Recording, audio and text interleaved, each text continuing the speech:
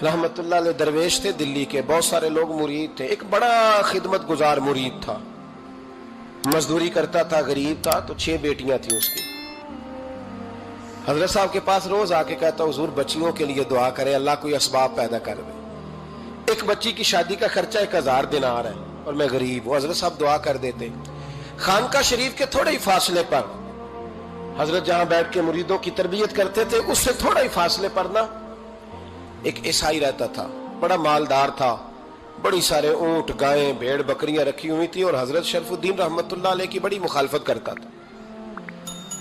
और ये जो आपका गरीब मुरीद था, ये उसका पड़ोसी था। एक दिन बुला के ना उनको कहने लगा कि तू किधर जाके जो है वो टकरे मार रहा है, वहां से कुछ नहीं मिलने वाला। वो तुझे क्या देंगे जिनकी खानका खुद चंदे पे चलती है, मदरसा चंदे पे चलता है, मस्जिद चंदे पे चलती है, तेरी बेटी का मामला कहां हल होगा? तो उस दरवेश ने कहा कि तू मेरे पीर को नहीं जानता, तू अजय मेरा महबूब नहीं डिठा, तो पता नहीं ना, तू इस रास्ते का मुसाफिर नहीं, तू नहीं जानता। उनका बस चले ना तो वो हर कीमत में मेरी बेटियों की शादी करा दे। अब वो ईसाई था, कहने लगा अच्छा चलो ठीक है, अगर इतनी बात है ना तो जाओ उनसे जाके कह दो कि 6 साल के लिए मेरे साथ मुआहदा कर लें, वो मेरे जानवरों को चारा डाल दिया करे, 6 साल ड्यूटी करे, मैं 6000 दिनार दे देता हूं। वो मेरे साथ 6 साल मेरे जानवरों को चारा डाले रखते हैं ना आप, चारा डालने के लिए एडवांस पैसे दे के। अब तो लोग उन्हें भी गुलाम ही बना लेते हैं, बड़ी थोड़ी तनख्वाह देते हैं, जुल्म करते हैं, पूरा मुआवजा नहीं देते। हजरत शेख शरफुद्दीन के बारे में वो कहने लगा, जब अपने पीर से जाके कह के मेरे जानवरों को 6 साल चारा डाले, मैं 6000 दे देता हूं, तू जो कहता है हर कीमत पे जाने को तैयार है। उसने जब ये बात की तो मुरीद ने नाराज हो गया, वो लड़ाई हो गई, गिरबान पकड़ लिया, झगड़ा हुआ, बात बड़ी दूर गई। इस तरह की बात करता मेरे हजरत के बारे में, तेरे जैसे कई मैं वहां काम पे रखा दूं। जब वो बड़ी बहस हुई, बात मोहल्ले में, इलाके में फैल गई, दुनिया ने सुन ली, तो शेख शरफुद्दीन तक भी पहुंच गई। इस तरह झगड़ा हुआ है। लोग सो गए इशा की नमाज के बाद। हजरत साहब ने ना सर पे कपड़ा लिया, उस ईसाई के दरवाजे पे दस्तक दी, वो बाहर आया, फरमाने लगे लोग तो सोच समझ के मुलाजम रखते हैं, तूने भी तो सोच ही लिया होगा, तभी तो मुझे ऑफर की है। तू अपनी ऑफर पे कायम है? वाकई मुझे रख लेगा और 6000 दिनार दे देगा? कहने लगा जा बाबा काम कर अपना। फरमाया नहीं, तूने इतने लोगों में बात की, इतनी बहस हुई, तो कायम है? कहने लगा मैं तो कायम हूं, पर आपने नहीं कायम रहना। फरमाया मैं सोच समझ के आया हूं। उसने कहा आप ड्यूटी करेंगे, भैंसों को चारा डालेंगे? फरमाया एक शर्त, बस जब अजान हो जाए ना तो मुझे रब की नमाज पढ़ने की इजाजत दे देना, बाकी सुबह शाम जो तू कहेगा। अगर उस गरीब की बेटियां ब्याही जाए तो मुझे और क्या चाहिए? उसकी 6 बेटियों का बोझ है उसके सर पे, तू मुझे रख ले। अल्लाह अकबर। वो कहने लगा चले पे मेरे साथ खते बंदगी कर ले। आजकल हम स्टाम करते हैं, उस जमाने में खते बंदगी होता था, गुलामी का खत, काजी शहर के पास, यानी उसका ख्याल था कि चलो स्टाम की बात करूंगा तो भाग जाएंगे। फरमाया चल मैं तैयार हूं। काजी तक गए, तय हो गया, 6000 दिनार दे दिए। हजरत ने मुरीद को बुलाया, फरमाया पुत्र ये ले जा मेरी बेटियों को रवाना कर दे। कहने लगा हुजूर ये क्या कर रहे हो आप, कुछ सोचे? फरमाया यार जब तुझे बेटा बना लिया तो फिर मेरी पोतियां तो लगती हैं ना, मेरा हक तो बनता है ना, जा जाके ड्यूटी कर, उनको ब्याह दे। बात फैल गई। बादशाह भी अकीदतमंद था, वो 12000 दिनार लेके पहुंचा। क्या बताऊं इन रब के बंदों का दिल कैसा होता है, क्या दर्द होता है, क्या रंग। 12000 दिनार लेके बादशाह आया और आके हजरत को पेश किए का हुजूर आप दें इस ईसाई को, डबल दें और जाए काम करें।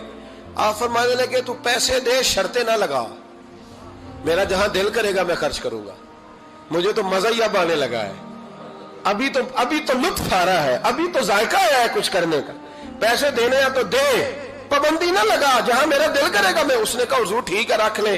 हजरत ने फजर मस्जिद में पढ़ी, जेब में 12000 दिनार थे, ऐलान फरमाया भी किसी और की बेटी भी बैठी है तो पैसे मेरे पास है। वो 12000 दिनार भी बांट दिया और 12000 दिनार बांट के ना तो फिर चले गए खेत में चारा काटने। उस ईसाई को किसी ने बतलाया कि उनके पास तो 12000 आया है पर तुझसे जान नहीं छुड़ाई उन्होंने, वादा ये हुआ था कि 6 देंगे तो जाएंगे, जब तक देंगे नहीं तेरे घर में काम करेंगे। वो ना चारा काट रहे थे, हजरत साहब तो वहां पहुंच गया, दूर जाके खड़ा हो गया, कहने लगा बाबा پہلے تو میں نے مسلمانوں کے اخلاق سنے تھے، اب تو میں نے دیکھ بھی لیے. پر یہ بتا جب 12,000 آیا تھا جان کیوں نہیں چھڑائی؟ تو حضرت چارہ کاٹتے کاٹتے رو پڑے. فرمانے لگے تو نہیں نہ جانتا یہ بیٹیاں سانجی ہوتی ہیں، پتہ نہیں نا. میرے رسول پاک نے تو حاتم تائی کی بیٹی کے سر پہ کپڑا رکھ کے کہا تھا بیٹیاں برابر ہوتی ہیں. تو یہ نہیں پتا جب اس کی 6 بیٹیوں کی شادی ہوئی ہے میرے اندر روحانیت کتنی بڑی ہے. فرمایا پھر 12,000 آیا ہے تو 2-4 بچیاں پھر گئی ہیں. تجھے نہیں پتا میں اندر سے راضی کتنا ہوں، میں تیری نوکری کرتا رہوں گا، پتہ نہیں اللہ کتنی بیٹیوں کو بیاہ دے گا. اتنا رویا وہ عیسائی کے پیروں میں بیٹھ گیا، کہنے لگا بابا میں نے تیری مخالفت کی ہے پر تیرے قریب آ کے پتہ چلا ہے کہ تو بہت اونچے اخلاق کا مالک ہے، اور اگر تیرا یہ مقام ہے تو تجھے اخلاق سکھانے والے محمد عربی کی شان کتنی ہوگی. ظالم کی بولیے جاتے نہیں لوگ جھوٹے گواہ بن کے. وکیل صاحب کو نہیں پتا ہوتا کہ یہ بندہ مجرم ہے جو میرے پاس آیا؟ کیا مجرموں کے وکیل نہیں ہوتے؟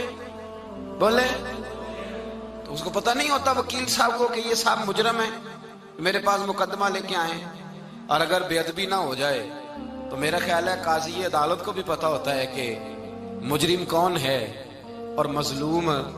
میرے نبی پاک صلی اللہ علیہ وسلم نے اس قدر زیادہ سختی فرمائی اس مسئلے میں. فرمایا جس کو پتا تھا کہ فلاں آدمی ظالم ہے، ظلم کر رہا، پھر وہ ظالم کا گواہ بنا یا اس نے ظالم کی مدد کی، کتنی کی؟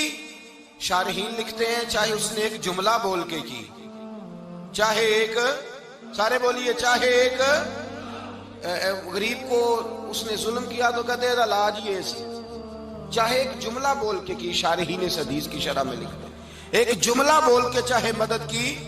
جس بندے نے کسی ظالم کی مدد کی کسی مقدمے میں یا کسی صورت میں اور اسے پتا تھا یہ ظالم ہے، میرے نبی پاک صلی اللہ تعالی علیہ وسلم فرماتے ہیں اگر اس نے مدد کی، ابھی ظالم کی بات نہیں ہو رہی، ظالم کے مددگار کی بات ہو رہی، اگر کسی نے ظالم کی مدد کی تو حضور فرماتے ہیں خدا بھی اس سے بری ذمہ ہے، رسول بھی اس سے بری ذمہ ہے. سنبھال کے رکھے اپنی نمازیں، قربانیاں، حج، زکوٰۃ سنبھال کے رکھے. اگر ظالموں کا مددگار ہے، الیکشن آ لینے دے، آپ کو نظر آ جائے گا کون کون ظالموں کا مددگار ہے، نظر آ جائے گا. اپنی جیب سے لوگ پیسے دے کے ظالموں کی مدد کریں گے، ان کے فلیکس چھپوائیں گے، بورڈ لگوائیں گے، جیبوں سے پیسے دے کے. ہم نے خود آگ لگائی ہے چمن میں اپنے، بے سبب گردشی ایام کو الزام نہ دو. ہم نے خود نور کا ظلمت سے کیا ہے سودا، کر کے توہین سحر شام کو الزام نہ دو. ظالموں کے مددگار میدان میں آ گئے. یہ چھوٹا لفظ نہیں، میرے حبیب پاک صلی اللہ علیہ وسلم نے فرمایا جو ظالم کا مددگار ہے سن لے جو سجن کے ساتھ کچہری جاتا ہے، وہ یاد رکھے جو دوست کا گواہ بنتا ہے، وہ یاد رکھے جو کہتا ہے میں مانگی گیا تھا، مجھے بلایا گیا تھا قبضہ چھڑانے کے لیے کسی غریب بیوہ کی جائیداد پہ. کب وہ سن لے تو مدد کر کے نہیں آیا، تو خدا کے ذمے سے نکل گیا ہے. رسول پاک نے فرمایا تیرا میرا تعلق ختم ہو گیا، تو ظالم کا مددگار ہو گیا. پھر تو کہتا میں بے چین ہوں، میں بے قرار ہوں، میں آزمائش کا شکار ہوں. پلٹ کے دیکھ تو صحیح تیرا گناہ کتنا بڑا ہے. میرے نبی پاک صلی اللہ علیہ وسلم کا ایک اور فرمان سن لیں، ابن ماجہ ابو داؤد میں موجود ہے. اس حدیث کو آپ نے یاد کر لینا ہے. کر لیں گے انشاءاللہ؟ سارے کہیے انشاءاللہ کر لیں گے یاد. حضور صلی اللہ علیہ وسلم نے فرمایا اگر تو ظالم کی مدد کرے گا نا، یہ لفظ دل کی تختی پہ لکھ لینا، یہ مکافات عمل ہے، مکافات عمل دنیا، ادھر کرو گے تو ادھر بھرو گے. فرمایا اگر تو کسی ظالم کی مدد کرے گا، سن لے حضور کا فرمان ہے، اگر تو ابن ماجہ ابو داؤد سیاہ میں موجود ہے، فرمایا اگر تو کسی ظالم کی مدد کرے گا تو رب تعالیٰ مرنے سے پہلے تیرے اوپر بھی ظالم کو مسلط کر دے گا. تیرے اوپر بھی ایک دفعہ ظلم ضرور ہوگا اگر تو ظالم کی، وہ کسی صورت میں بھی ہو سکتا ہے، کسی صورت میں بھی تیرا بیٹا ہی اٹھ کے ظلم کر دے گا، تو الجھ جائے گا، کسی نہ کسی جگہ تیرے لیے تباہی کا سامان ہوگا، تیرے اوپر ظلم ہوگا، اس لیے کہ تو ظالموں کا مددگار ہے. چاہیے یہ تھا کہ تو مظلوم کی مدد کرتا، انسانی ایمانی یقین کا فریضہ سر انجام دیتا. تو ظالموں کا مددگار ہو گیا. ٹٹول کے دیکھ لیں، رزلٹ نکال کے دیکھ لیں، ہمارے زمانے میں ظالموں کے مددگار زیادہ ہیں. اتنی لمبی زبانیں نکال کے ظالموں کی مدد کرتے ہیں. بڑے بڑے کالم نویس اللہ نے انہیں قدرت دی لکھنے کی، تو اپنا قلم ظالموں کی مدد میں خرچ کرتے ہیں۔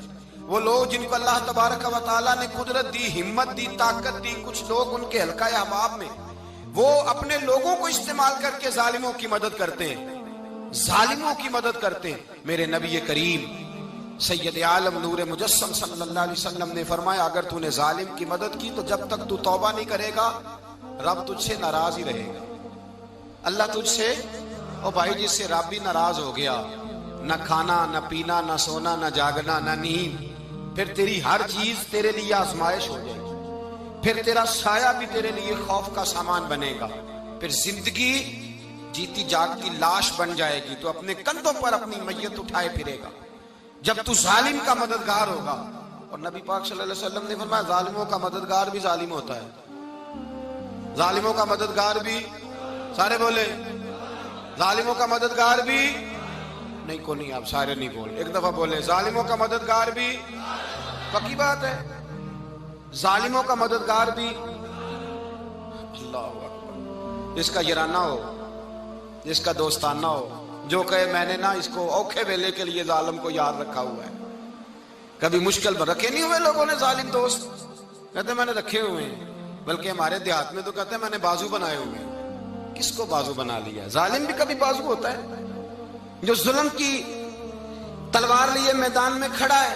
قارون، حامان، فرعون، نمرود کا حال نہیں لوگوں نے دیکھا؟ اپنے زمانے میں آپ نے کتنے لوگ نہیں دیکھے جن کے سائے سے، آواز سے لوگ کانپتے تھے؟ پھر پولیس کی گاڑیوں میں وہ اس طرح مردہ پڑے کہ دنیا نے تماشا دیکھا ان کا۔ یہ رنگ ہم نے دیکھے نہیں اپنے آنکھوں سے۔ فرمایا ظالم کا مددگار بھی، جو کار میں بٹھا کے لے کے گیا وہ بھی ظالم، جس نے چائے پلائی وہ بھی، جس شخص نے کھانا کھلایا وہ بھی، جو کچہری تک ساتھ گیا وہ بھی، جس نے فلیکس کے نیچے، بڑے شرابی کے نیچے چھوٹی اپنی فوٹو لگائی وہ بھی، جو ووٹ کی پرچی ڈالنے گیا وہ بھی۔ کہہ دینا باہر نکل کے کہ حضرت صاحب نے سیاسی تقریر کی ہے، کہہ دینا، پر بات تو سچی ہے نا۔ خوگرے حمد سے تھوڑا سا گلا بھی سن لے، خوگرے حمد سے تھوڑا سا بھی گلا۔ امام مالک کے پاس ایک بندہ آیا، اس نے کہا حضور میں درزی ہوں، ایک ظالم بادشاہ مجھ سے کپڑے سلواتا ہے، میں تو ظالموں کا مددگار نہیں نا۔ ایک ظالم بادشاہ مجھ سے، حضور میں تو مددگار نہیں نا ظالموں کا۔ جو فرمایا ظالموں کا مددگار بھی ظالم ہوتا ہے، تو کپڑے لے کے آتا ہے میں سی کے دے دیتا ہوں، ذمہ داری نہیں۔ یہ ایک آدمی دکاندار ہے، اس سے کوئی بندہ چیز خریدنے آئے گا تو تھوڑی کہے گا میں نے نہیں دینی، تو دے گا۔ کوئی بندہ اگر کسی شخص سے کوئی کام کہتا ہے جو اس کی فیلڈ ہے، اس کا شعبہ ہے، اس کا معاش کا وہ سلسلہ ہے، کہتے ہیں یا رسول اللہ صلی اللہ علیہ وسلم ظالموں کا مددگار بھی ظالم، حضور نے فرما دیا۔ تو امام مالک سے بندے نے مسئلہ پوچھا، دل کی تختی پہ لکھنے والی باتیں ہیں، کہا حضور میں درزی ہوں، ظالم کپڑے سلواتے ہیں، میں تو مددگار نہیں نا۔ امام صاحب کہنے لگے نہیں، مددگار تو وہ ہوگا جو تجھے سوئی دھاگا فراہم کرے گا، تو پورے کپڑے سی کے دیتا ہے، تو خود بہت بڑا ظالم ہے، تو پورے سوٹ سی کے دیتا ہے، تو بہت بڑا ظالم خود ہے۔ مددگار تو وہ ہوگا جو تجھے دھاگا دے گا، جو تجھے بٹن دے گا، جو تجھے نلکی دے گا۔ جو ظالم سے اتنی نفرت ظلم کر کے بندہ ہے، یہاں تو ہمارے زمانے میں ہیرو بن جاتے ہیں لوگ، ظالم ہیرو ہے، لوگ اس سے ڈرتے پھرتے ہیں، گھومتے پھرتے ہیں، اور بہت سارے کم مزاج لوگ اس کے پیچھے ہاتھ باندھ کے پھرتے ہیں۔ ظالموں کی مدد کرنا، ظالموں کے ساتھ رہنا، یہ ظلم ہے، ظلم، یہ زیادتی ہے۔ میرے نبی پاک صلی اللہ تعالی علیہ وآلہ وسلم نے ارشاد فرمایا، یاد رکھو رب فرماتا ہے میں مظلوم کی مدد ضرور کروں گا، چاہے جلدی کروں چاہے دیر سے کروں، میں مظلوم کی مدد۔ اور حضور صلی اللہ علیہ وسلم نے فرمایا ہے، حضرت معاذ بن جبل کہتے ہیں حضور نے مجھے یمن کا گورنر بنایا، جب میں جانے لگا نا تو حضور نے بڑی نصیحتیں کی، بخاری میں موجود ہے، فرماتے ہیں جب میں پلٹنے لگا تو میرے رسول نے فرمایا معاذ ایک منٹ ٹھہر جا، ایک بات میری یاد رکھنا، اس کو نہ بھولنا۔ کہا حضور کیا؟ فرمایا دیکھنا کسی پہ ظلم نہ کر بیٹھنا، کہیں تجھ سے زیادتی نہ ہو جائے۔ محبوبہ پھر حضور نے فرمایا سن میرے معاذ، میں تجھے گورنر بنا رہا ہوں، زیادتی نہ کر بیٹھنا۔ یا رسول اللہ صلی اللہ علیہ وسلم کیا ہوتا ہے؟ تو میرے کریم نے فرمایا جب مظلوم دعا کے لیے ہاتھ اٹھاتا ہے تو عرش کا مالک کہتا ہے فرشتوں پیچھے ہٹ جاؤ، عرش کا مالک کہتا ہے فرشتوں پیچھے ہٹ جاؤ۔